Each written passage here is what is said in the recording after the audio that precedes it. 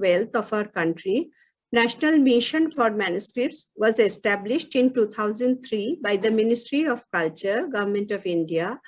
Presently, it's a part of IGNCA. The objectives of the missions are to locate, document, conserve, digitize, and dissemination of knowledge content therein. For the awareness and wider outreach, the mission organizes lectures, seminars, workshops for students and interested persons. Tattvabodh lecture is one of such outreach programs where subject experts deliver lectures on topics related to Indology. These lectures are published by the mission under its Tattvabodh series. Because of the pandemic situation, the mission is compelled to follow the new normal and organizes virtual Tattvabodh lecture each month. The topic of today's Tattvabodh lecture is Reinterpreting Tradition for Social Well-being by Tarkateertha Lakshmanashastri Joshi. The subject is very relevant and important in own way. And the speaker of the lecture today is a very eminent scholar, Professor Saroja Bhate.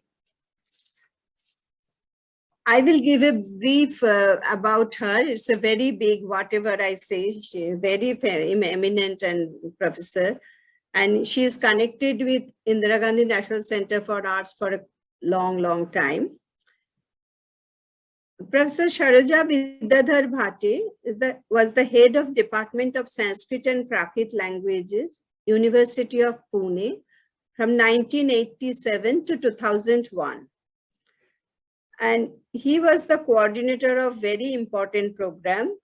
Some of them are 18 UGC-sponsored refresher courses in Sanskrit, UGC-sponsored Curriculum Development Committee, Pandit Philosopher Project sponsored by Ford Foundation, Dharmakosho Project undertaken by Pragya Pathashala Mandal, Y, Maharashtra, International Collaborative Agreement between the University of Pune and the University of Lucerne, Switzerland, Exchange Program with Nagua University, Japan, Exchange Program with Kanazawa University, Japan, Project of preparing a computer-aided text of the Mahabharata in the Bhandarkar Oriental Research Institute, undertaken at Cambridge University, England.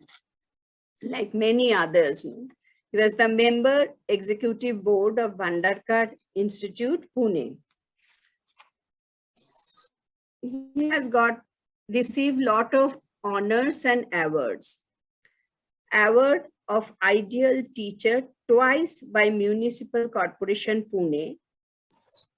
He got 10,000 from the fund of Chief Minister of Maharashtra, awarded for the publication of Subhashita Shatakam in Braille for the blind.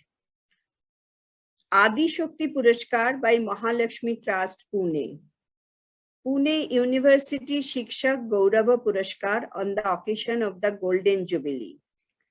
UGC National Vedabhyas Sanskrit Award for the year 2000 for excellent contribution in teaching, research, innovation, new programs, and promotion of Sanskrit language.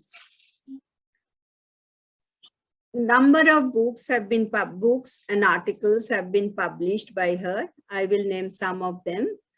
The role of particle chaw in the interpretation of the Ashtadhyayi. The fundamentals of Anubhriti. The Mahabhashya of Bhartrihari Annika 6. English translation with notes. Law in Vedic and Prakrit literature, bibliography and survey. Subhashita Shatakam in 3 parts, part 1, part 2 and part 3, with translation into English and Marathi. Panini's Tadhita Rules, like that many books. And Panini, a monograph in praise, that is Sahitya Academy, Delhi. The Siddhanta Kaumudi with translation and notes in Marathi. And many research articles where he has been published in India and abroad. May I request now the speaker to enlighten us with her speeches, and it's a very interesting way, Reinterpreting Tradition for Social Well-being by Tarkateertha Lakshmanashastri Joshi. Madam, you can take on. Yes, thank you. Can you hear me? Thank you very much, Sanghamitra. Mitra, can you hear me? Yes. Okay. Namaskar to all of you. I'm greatly delighted to be with you all this evening to give a talk under Tattvabodh series, and I express my deep sense of gratitude towards the organizers of this talk. I have a long association, as Sanghamitra has already pointed out, with both IGNCA and NMM, and I do cherish memories of happy moments spent along with the scholars and the staff of both these institutes. Today I am going to present a brief review of the achievements of Padma Bhushan Tarkateertha Lakshmanashastri Joshi, who was a great scholar, a teacher, a writer, and above all, a social reformer. Tarkateertha Lakshmanashastri Joshi is one of the stars of the galaxy of those great thinkers who initiated socio-religious reforms in India before and after the dawn of independence. He was a multifaceted personality, a teacher, a writer, a socio-political activist, an intellectual, and an architect of two giant encyclopedias. Lakshmanashastri was born in a small village called Pimpalner on 26th January 1901. He was born in an Orthodox Hindu family. After his primary education, he came to IE for learning traditional laws and joined the Pathashala. He studied with his guru fundamental texts of different philosophical systems such as Vedanta and Nyaya. His personality was molded by his guru, who himself was charged with the spirit of nationalism and the spirit of inquiry. Lakshmanashastri completed his study of the basic texts within 4 years and took his lessons in English under the tutelage of Vinoba Bhave, who joined Pradnya Pathashala in 1918 for some time to study with Narayan Shastri Marathi, who was Tarkateertha's guru as well.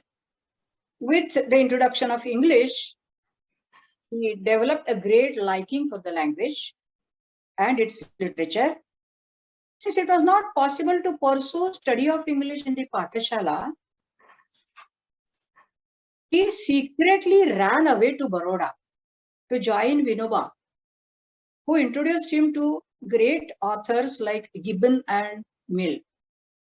When, however, Lakshmanashastri realized that Vinoba wanted him to join Gandhiji in Wardha as a worker, he again secretly ran away back to IE.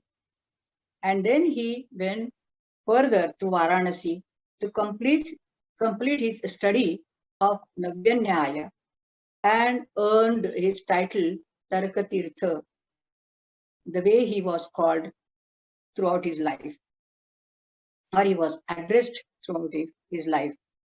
After his return to YE, he joined his guru in teaching activity in 1929. He got an assignment at Kaivalya Dham, Lonavala, but he returned to YE after 6 months. And since then, YE remained his karma bhumi, where he died on 27 May 1994 at the age of 93. Shastriji enjoyed a long span of actively fruitful life and contributed to the intellectual development of Maharashtra in different ways. His achievements can be divided into two categories, namely as a socio-political activist and as a writer and a thinker. Now let us talk about Shastriji as a socio-political activist. Shastriji's guru, who later became a sannyasin and was called Kevalananda Saraswati, was his main inspiration in leading social reforms. Swamiji himself initiated activities like nursing ill students in the Pathashala and spinning yarn on charkha. He was willing to teach Vedas to Asprusyas. He used to organize Dharma Sabhas, assemblies to discuss religious issues. There, Shastriji was being trained for future assemblies and debates. He was gifted with sharp intellect and an ability for critical reasoning. He soon became aware of the Hindu social customs, which were harmful to the society. He decided to raise his voice against such customs, and wherever he found an opportunity, he became vocal on these issues. Shastriji's first encounter with the Orthodox Pandits took place as early as in 1923 in Songir. In the meeting, he emphatically stated that the Vedas were Paurusheya, composed by human beings, contrary to the traditional belief that they were Apaurusheya. They were not composed by humans, but they were divine. When the Orthodox Pandits in the assembly argued that Shankaracharya, the great spiritual leader, also describes Vedas as Apaurusheya, Shastriji counter-argued that since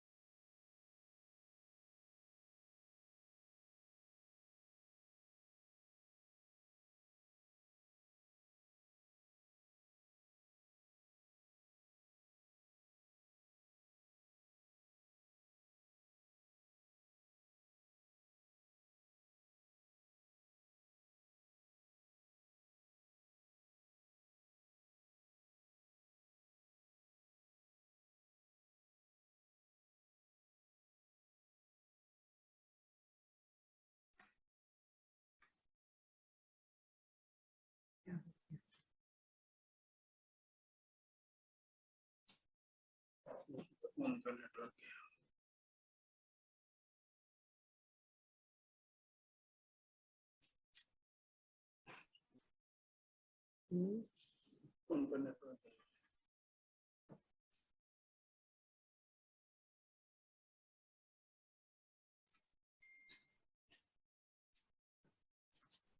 उनका network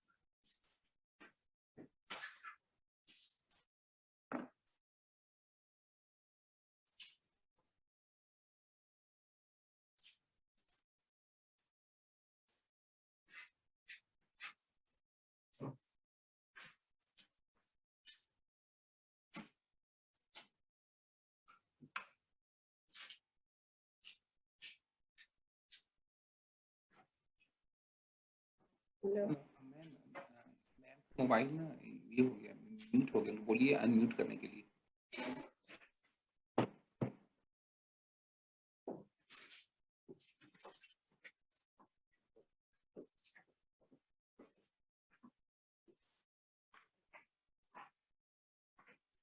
mute हो गया, कुछ नहीं सुनाई दे रहा है, एकदम stop हो गया, बिल्कुल ऑफ हो गया, कोई कुछ नहीं सुनाई दे रहा है। Your connection your connection is low and again mute हो गया, शायद कुछ नहीं, खाली फोटो दिखाई दे रहा है।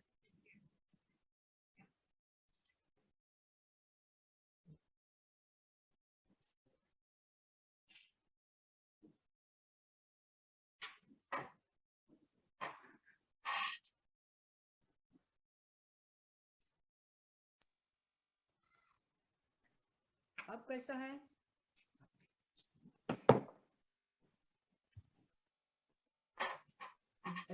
Do I have to start with the beginning? जहां से शुरू हुआ था वहीं से?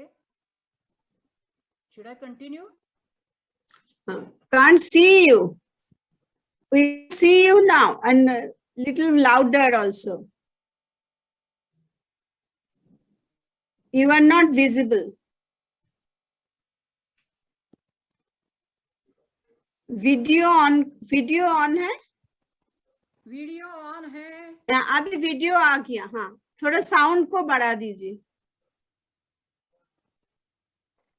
साउंड म्यूट हो गया.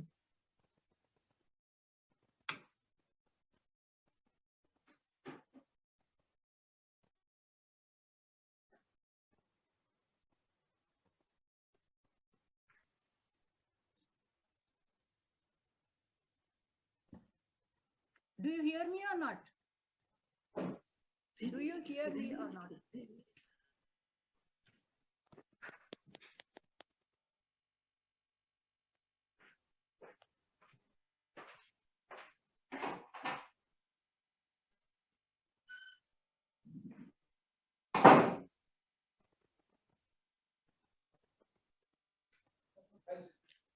Ranjan,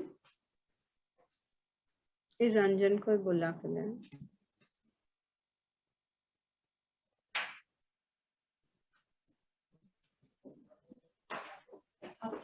Ma'am, please say something, ma'am. Please say something. Hello, can you hear me?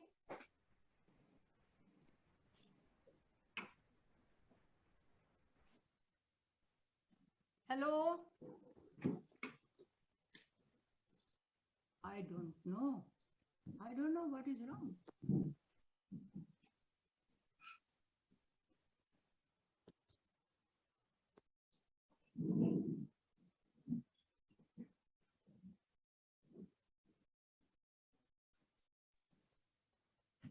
Hello? No?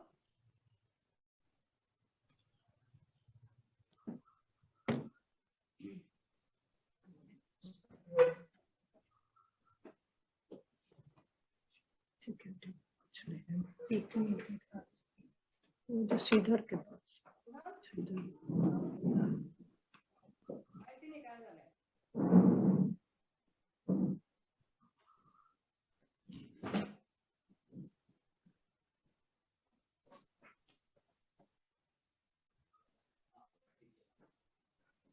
ये मोर का ये मोर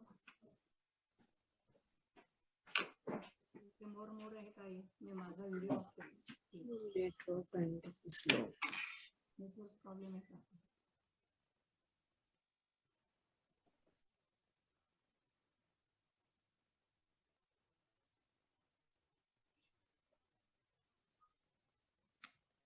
ऑडिओ चालू आहे.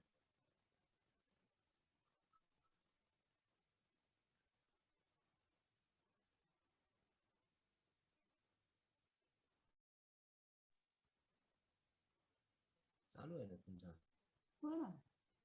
आणि हे कशासाठी असतं? त्याच्यात ते बाकीचे ऑप्शन्स येत आहेत ना.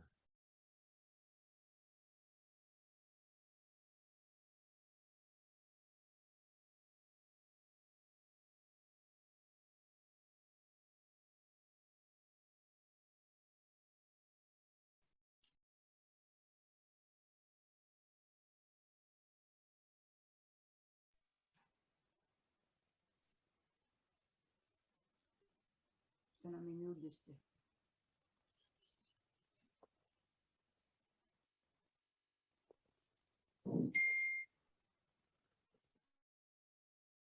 अनम्यूट आहे. ती रे घेते तो अनम्यूट असतो ना. चालू करायचा का व्हिडिओ? नाही, पण तिला आधी तो हा म्यूट आहे का अनम्यूट आहे? अनम्यूट आहे.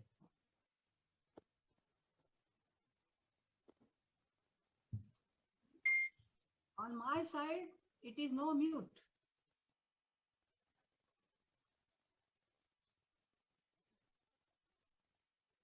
Hello. मैम आवाज थोड़ी स्लो है, थोड़ी स्लो आवाज है. आवाज है ना? जी आवाज है, थोड़ी कम है. Okay, I will try.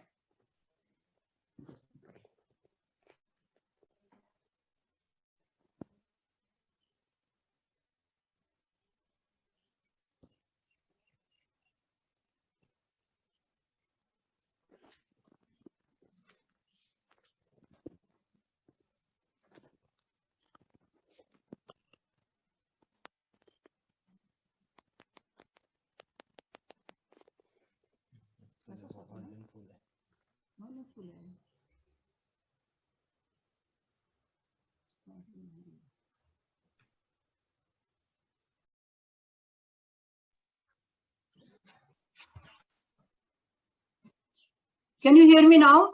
Yes ma'am, fine sir, fine ma'am, Is it okay? fine, it's okay. Okay, should I continue? Yes, please ma'am, continue. Thank you. There might be some repetition because I begin with what I had talked about him earlier. Okay? True ma'am. Okay. So impressed by Gandhiji's work, Lakshmanashastri took lecture tours to prepare Gandhiji's views. During his lecture tour, sometimes he had to go underground. And on one occasion, he hanged his shirt and shawl on a tree in a jungle to misguide the police who were tracking him. In 1932, he joined Gandhiji's movement of civil disobedience and was jailed for 9 months, and he was put in jail in Dhule. After his return from the jail, Lakshmanashastri went to Vai. He received a message from Gandhiji asking him to provide evidence from religious texts in support of his mission for removal of untouchability. Shastriji had several meetings with Gandhiji in Yeroda jail, and in 1933, Gandhiji called a meeting of experts in Hindu religion to discuss the issue of untouchability. Shastriji argued in the following manner. And he said, though there are many statements about Asprusha in Smriti texts, they are not applicable to the Asprushas in today's society. According to Smriti texts, a Chandala, a person born of a wedlock between a Shudra and a Brahmin, between a Shudra man and a Brahmin woman, is regarded as Asprusha. Since it is not possible to identify those who are regarded as Sprushas as Chandalas in the Smriti sense of the word, the question of untouchability doesn't arise in modern society. It was argued that Asprushyas were untouchables because they were filthy, they live in dirt. Shastriji replied that they should be taught cleanliness. He even pointed out that they were doing great service to the society by carrying away the dirt. Finally, he also pointed out that observance of untouchability does not fit in the norms of high moral behavior of high caste persons such as Brahmins, who are supposed to follow those norms, and they fail in their morals if they observe it. Needless to say that his arguments were not acceptable to Pandits, except a few. Around the same time, Shastriji came in contact with Karmavir Shinde, the well-known social reformer. When Karmavir organized Asprusha conference, while Shastriji arranged lunch for all the participants in the premises of Pathashala, residents of Vai publicly protested his action. But he was not deterred. He started a hostel in Vai where Dalits were allowed to stay. Shastriji even admitted a Dalit student in the Pathashala and gave him a place to stay in his own house. During his continuous march against evil and harmful customs, he championed for the cause of open entry for all through the doors of temples. He intensely put forth the issue in a debate held in Shivaji Mandir in Pune in 1934, but in vain. Another noteworthy event in his career as a social activist is his role as a priest. This actually is a non-event. In 1933, he performed marriage ritual for the intercaste marriage between Vaishya Devadas, Gandhiji's son, and Brahmin Lakshmi, the daughter of Rajagopalachari, since Orthodox priests refused to do so. One can clearly notice his deep faith in the tradition, which lay in the core of his personality. It was precisely because of this deep faith that he wanted to rid the tradition of the antisocial customs. While on the one hand, he courageously faced criticism, at times even kicks and bricks from the society in his attempts to eradicate harmful customs, on the other, he equally courageously stressed the virtues in the tradition. When he came, for instance, face to face with Dr. Ambedkar, whose act of burning Manusmriti had become a talk of the town, Shastriji told Dr. Ambedkar, well, Dr. Ambedkar, it's okay you have burnt Manusmriti, but remember, there are some passages in Manusmriti which can never be burnt away.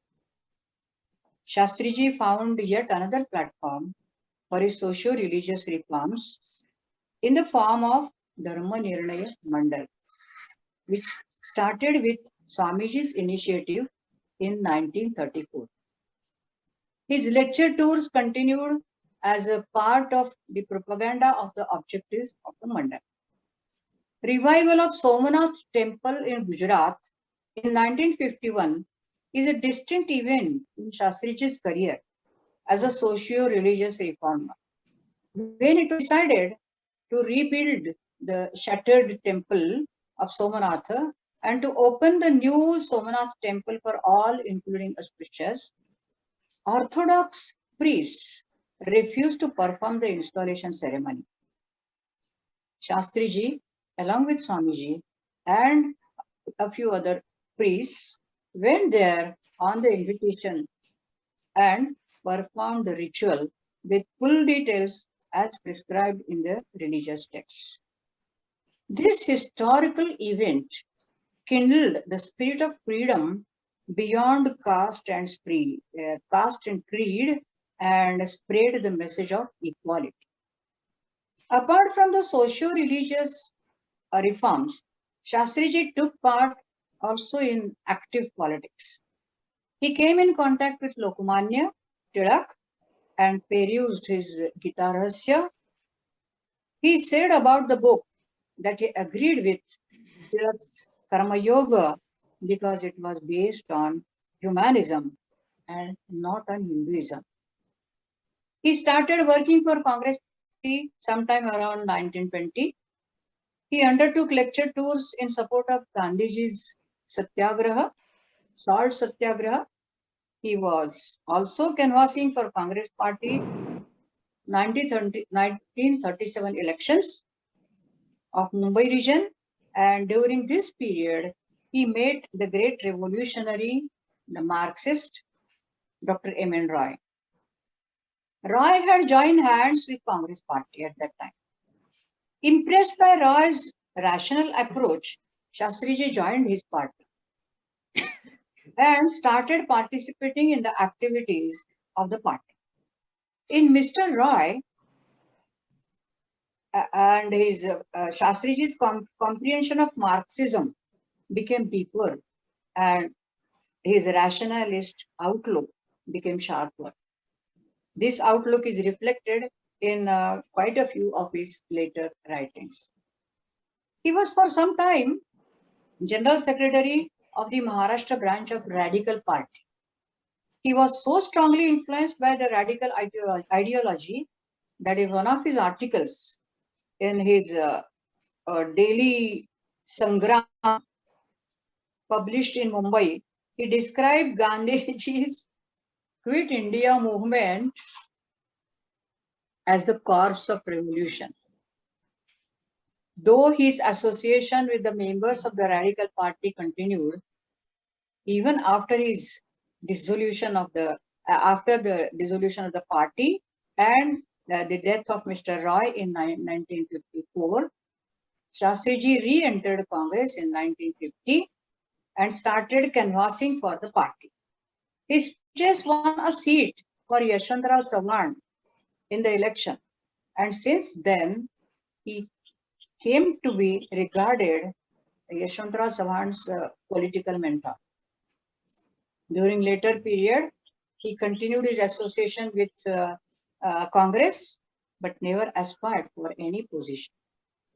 Shastriji's political ideology started with nationalism.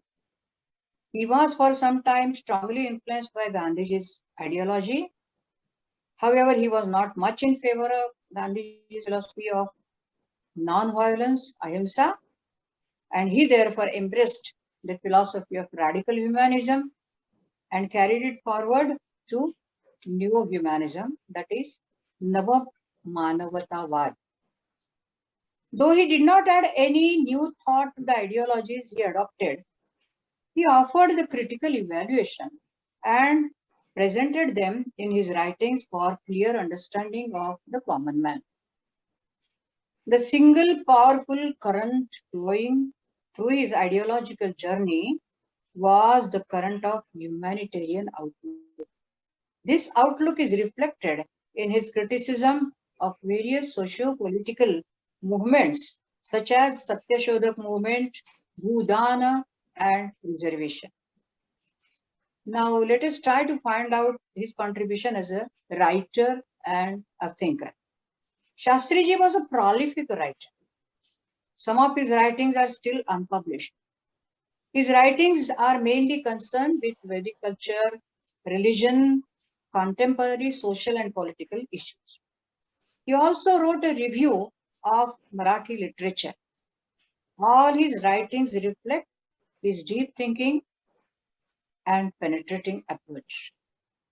Most of his books are of the nature of critical appraisal based on wide-ranging and, of course, wide-ranging reading and intensive contemplation. He has precisely followed the Upanishadic method of Atma va are, Drashtavyaha, Shrotavyaha, Mantavyaha, and finally Nididhyas. Moreover, his training in traditional debates involving Purva Paksha and Uttara Paksha culminated in a disciplined style of exposition.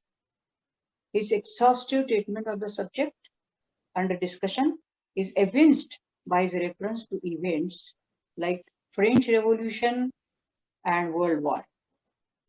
Though he appears to be changing his stance from time to time, as it is clear from his writings, it is because of his constant efforts to get updated. The change in his view indicates his progressive thinking. His biographer, Mrs. Arundhati Khankar, therefore rightly calls him Pradnya Pravaha, stream of intellect. Now I give you a brief account of his writings.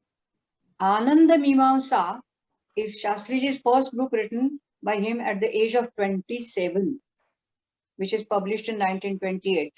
It contains elucidation of the principles of bliss in Upanishads. He divides Upanishadic thought into two currents, philosophy of renunciation and philosophy of action.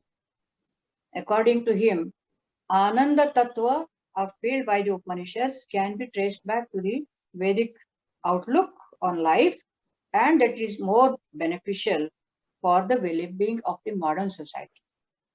The message he wants to convey in this book is that the Orthodox Hindu religion aims at happiness as the goal and not renunciation based on realization of the world of realization that the world is full of sorrow. Then there is another work, Shuddhi Sarvaswam. It's a long essay in Sanskrit written by Shastriji in 1929 to put together all his views on social issues like untouchability, etc. It contains a justification of his revolutionary views. He also wrote a book called Jadavad or Anishwaravad. It was published in 1942. And this book contains an elaborate exposition of materialism, Jadavad, and atheism. As a hardcore rationalist, Shastriji refutes the existence of Atman and God. He adduces references even from a work like Shankara Bhashya to prove non-existence of the soul. His summing up of all kinds of theism into 7 groups and their refutation shows his logical acumen. He concludes by showing how great thinkers of the past, such as Kanada, Kapila, and even Buddha, are justified in denying the existence of soul. Professor M.P. Rege, his very close disciple, calls this book a model of ideological writing. Jyoti Nibandha is a brief sketch of the contribution of Mahatma Jyotiba Phule to the upliftment of the downtrodden in the society. Shastriji rightly traces the rise of Jyotiba Phule in Maharashtra to the degeneration of human values, to the caste hierarchy, and to the extreme arrogance and hypocrisy of the Brahmin class at that time. He praises Jyotiba for his spiritual writings based on perfect logic. And at the same time, he points out fallacies in some of Jyotiba's statements caused by his lack of reading of relevant material. This essay paved way for future biographies of Jyotiba Phule. Then there is a work in Marathi called Hindu Dharmachi Samiksha, which is published in 1943. It is a review of Hindu religion, and it's a collection of lectures of various aspects of Hinduism.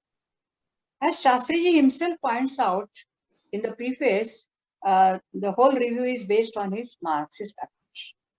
Shastriji is very critical of the narrow-minded approach reflected in some religious thoughts, of which caste hierarchy and a system are the glaring examples. According to Rege, Shastriji proceeds in this book with paternalist approach on the road to harmony and elevation of humanity.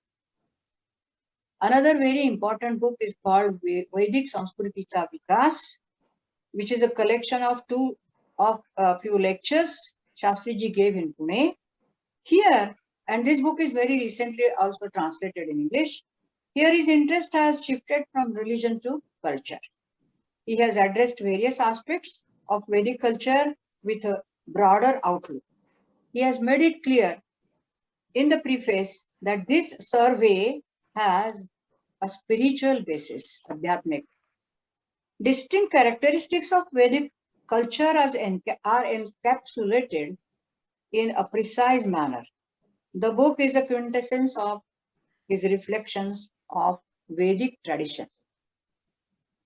आधुनिक मराठी साहित्याची समीक्षा आणि रससिद्धांत is yet another book which exhibits Shastriji's interest in Marathi literature, which prompted him to write this book that was published in 1972. Shastriji attended a few Marathi literature conferences and also was the president of the 37th All India Marathi Sahitya Sammelan, which was held in Delhi. The present book is an excellent survey of the history of literary criticism in India from Bharata's Natya Shastra onwards. His exposition of the Rasa Siddhanta and other aspects of Indian literary criticism exhibit his command over Indian aesthetics. He rightly warns in the conclusion that one has to be very careful in applying canons of Rasa Siddhanta or say traditional literary criticism to literature of any regional language in India. Dharmakosh is an encyclopedia of Hinduism. It is one of the seminal contributions of Shastriji. This ambitious project was designed by his Guru Kevalananda Swami at Pradnya Pathashala way back in 1925. He also prepared the ground plan for the project with 11 volumes based on 11 major topics, such as Vyavahara, that is law, Rajaniti, polity, Samskar, ceremonies, etc. It is designed as a compendium of chronologically arranged statements of sages and thinkers culled out from the religious texts, about 250 in number. And these texts begin with Vedas, and they span a period of say about 2,500 years. The kosha is thus a documentation and preservation of traditional Indian wisdom embodied in Hindu religious texts. Shastriji took over as the first editor in 1937 and continued up to 1988. During this period, 17 parts of this volume were published. So Dharma Kosha is a living testimony of Shastriji's deep erudition and efficiency in systematically arranging vast material. And Vishwa Kosha, the Marathi encyclopedia, is yet another giant project led by Shastriji. Maharashtra Rajya Sahitya Sanskriti Mandal, which was established with Shastriji as president, it took up the publication of this Vishwa Kosha. He undertook the responsibility of editing Vishwa Kosha. It was a laborious and intricate task. Shastriji already had a good experience of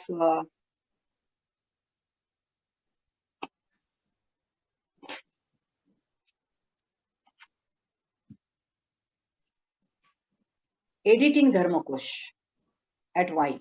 So with his versatile scholarship, he accomplished this task very successfully and even wrote more than 100 entries on various topics ranging from ancient Indian literature to Western thinkers like Marx and Fraser. First 5 volumes were published by 1977. He actively contributed to this monumental project till 1980, and later also he continued to be its chief editor till the end of his life. And the last but not the least of his contributions is Sarva Dharma Samiksha, which was published in 1988. Among his miscellaneous writings are a large number of articles published in the monthly magazine Navabharat, which is still being published by Pradnya Pathashala Mandal at Y, and many other magazines and books. An exact estimation of his writings is not yet possible, because many of his articles are yet to be published. The wide range of topics covered in his writings, the depth of the subject matter, the impressive and elegant style, and the classical Marathi vocabulary have been appreciated by those the books and articles. Shastriji has thus left an indelible stamp of his contribution both to Marathi writing and socio-religious reforms on the history of Maharashtra at the dawn of independence. Roy once said about Shastriji, he represents the best elements of Indian Renaissance. Gandhiji described Shastriji as a man of great learning and spotless character. Impressed by his profound erudition, his disciple, the well-known philosopher, Professor M.P. Rege, says, Sarvajna Sahi Lakshmanaha. Shastriji believed that the well-being of the humanity is the ultimate aim of all knowledge. An ardent karma yogin, he was of the opinion that action is the real text of all knowledge. Shastriji's personality is a pleasant blend of Shraddha, faith, and Chikitsa, reason. His way of thinking represents the essence of Gandhian philosophy, Marxism, and the philosophy of Upanishads. And therefore, his disciple, Professor Rege, calls his philosophy Sambramavada, skepticism, or Adnyeyavada, agnosticism. According to another scholar, Professor Antarkar, Shastriji was a neo-humanist. He was of the view that discarding the tradition because of some harmful customs being applied would be like throwing the baby with the bathwater. Indeed, throughout his life, he upheld the great values endorsed in the Hindu religious and spiritual texts. He was a hardcore traditional Pandit with a progressive outlook. Shastriji was an ideal of a self-taught scholar. He was endowed with an amazing grasping power and critical reasoning. He lived a very simple life. He always was clad in khadi. He had an extraordinary ability to handle more than one academic as well as social programs at a time. No wonder, therefore, great scholars call him a miracle in the intellectual world. He was indeed a miracle in the intellectual world. Once again, I thank you.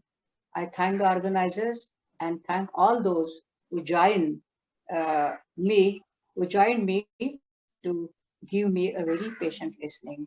Thank you very much. And namaskar. Thank you, madam. It was on behalf of National Mission for Manuscripts, I wholeheartedly thank Professor Saroja Bhate, first thing for agreeing to be the speaker of today's Tattvabodh lecture.